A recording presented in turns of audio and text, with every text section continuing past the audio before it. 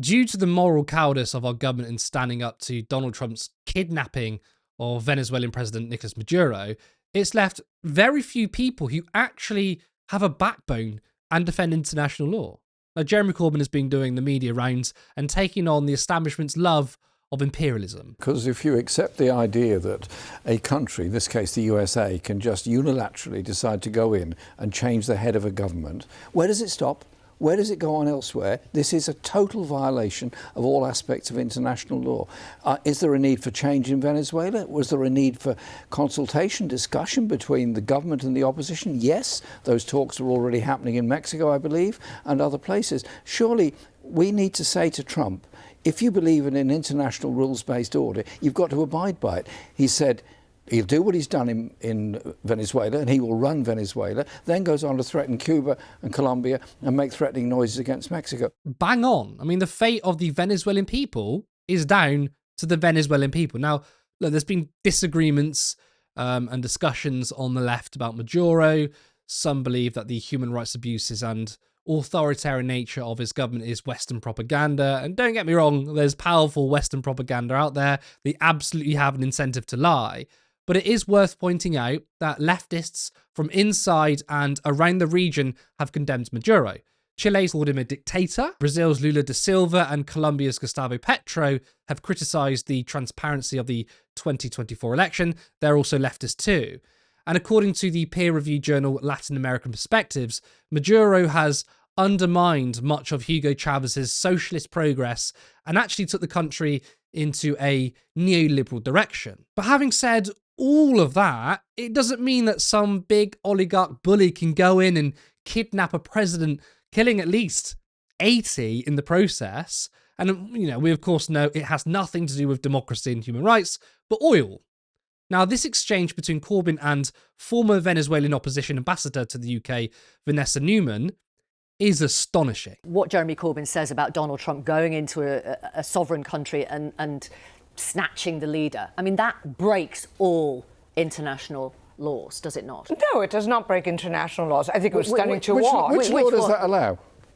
Which law allows that? Well, which law allows that? Well, the law, the fact that he was a fugitive from justice and not a head of state, and the head of a criminal law, and the head of a criminal organization, and a criminal organization that I have personally been tracking and writing about since I started working for a think tank here in London, the IISS, in 2006. For 20 years, we've been tracking the criminal activity and the transnational threats presented first with the FARC across the border, and that was actually part of the Bolivarian Revolution. That was stated in part of their manifesto, the material support for the FARC, and then a terrorist organization. And my daughter's from Colombia because I spend so much time in Colombia working on those issues. So I tracked that, and then also the involvement of the agreement signed with China and with Iran, and giving succor and protection and cover for Iranian IRGC operatives, which I've chronicled, I think makes him a threat to the region. The rest of the region was not thrilled, by the way. Where is he a fugitive from justice? Most of the region suffered the massive exodus. Colombia in particular, there's almost 3 million Venezuelans. You said he's a fugitive from justice. Yes. Where? United States.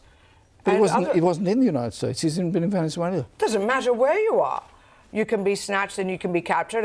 If you're a criminal on the run, you're a criminal you're a criminal in hiding, you can still be caught. Why didn't they apply for extradition then? Why didn't they apply for extradition? Why didn't they apply for extradition? From the Chavistas that is the normal way. You seem to be agreeing with the idea that one powerful country can go in and take the head of state. He's not a head of state. What would you say if... He's not a head of state. What would you say then if Putin went into Ukraine and took Zelensky out? What would you say then? Well, the same thing. Zelensky was elected. And now, Maduro was not elected. So Newman's saying Maduro is a fugitive of American justice. What?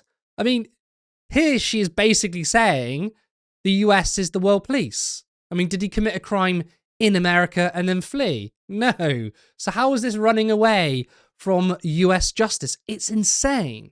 That's why we have international law, so we can prosecute people in an international court. Yeah, of course, America clearly doesn't recognize that. That would be like Keir Starmer ordering boots on the ground in the US, kidnapping Trump and bringing him here, claiming that he was escaping UK justice. And even though that would be very satisfying, he would have no legal basis to do so.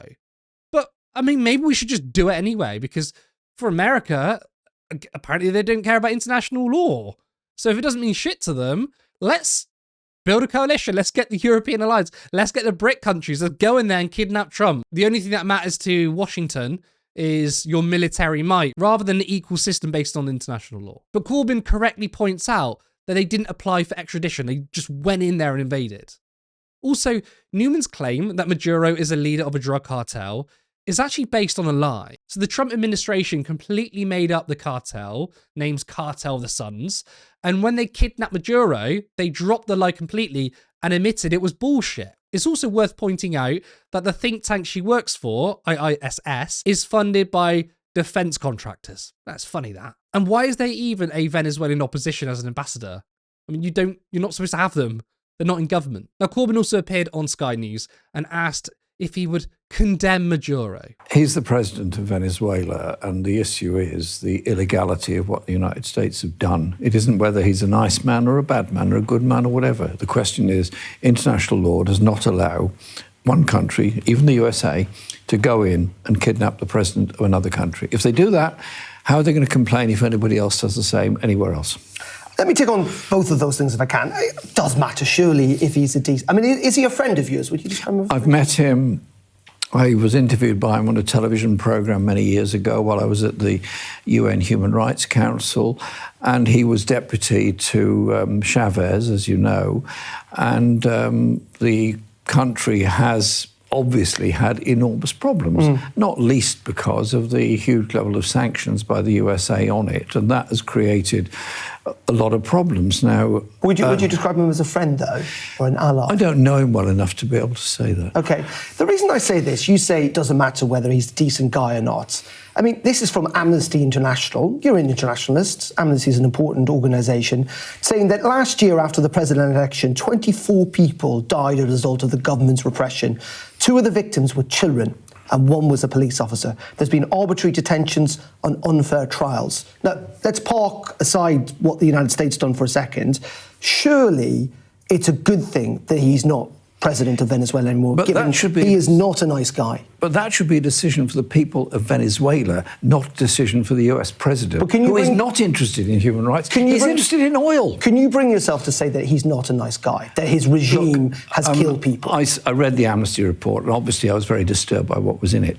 And I've also read a great deal and met a lot of people who've described the terrible economic situation that Venezuela faces. And so there's a twin set of problems there that have to be addressed. Now, if the US was serious about dealing with human rights abuses, which they are not. They're not anywhere in the world. Yeah, but are you? That's my point. Of course I am. Well, you have to. Well, why don't you say categorically he was a pretty evil dictator? You seem to be trying to move this whole conversation away from the reality of what Trump has done. Invaded another country. If you answer the question, if you condemn him, I'll move on. Oh, if you condemn him, I'll move on. Why is everyone in modern politics fucking 12 years old? It's the, do you condemn Hamas again? Look, you might think, why doesn't Corbyn just do that? The problem is, once you do that, that becomes the story. Jeremy Corbyn condemns Maduro, and it becomes a distraction from the fact that the most corrupt country in the world is the US. And the media is trying to cover for US imperialism. It's a better story for the mainstream media to say, left-wing leader calls Maduro, corrupts, condemns him, and then people are thinking about Maduro's crimes, but are not thinking about Donald Trump's crimes. And given that America just illegally invaded, bombed Venezuela, killed 80 people, and kidnapped a president, that's the most important thing to think about right now. Saul Staniforth makes an excellent point in the nature of these questions. Can you imagine any interviewer saying to any MP, is Netanyahu a decent man? Can you bring yourself to say he's not a nice guy? If you condemn him, I'll move on. Of course you can't, because for mainstream journalists, different rules apply not only to Corbyn, but to our allies too. It is so true. You would never, ever hear the media say, oh, do you condemn Netanyahu? Is he a good guy? It's funny, don't you think? Meanwhile, this is the sort of answer we get from our government. Has Donald Trump broken international law when it comes to Venezuela? I've got nothing to add to that than the Prime Minister and the Foreign Secretary has already said. And as I say, and I appreciate that there are colleagues in Parliament, I followed the exchanges yesterday, who've been very strident in their criticism. I understand and respect that. What the Prime Minister and the Foreign Secretary are doing is choosing their words carefully and choosing their timing carefully, because they're trying to influence the situation. That's the nature of diplomacy, Sophie. I'm not here to be a commentator, and the Prime Minister and the Foreign Secretary are not commentators either. I mean, what else can I say? But at least some people still care about the law.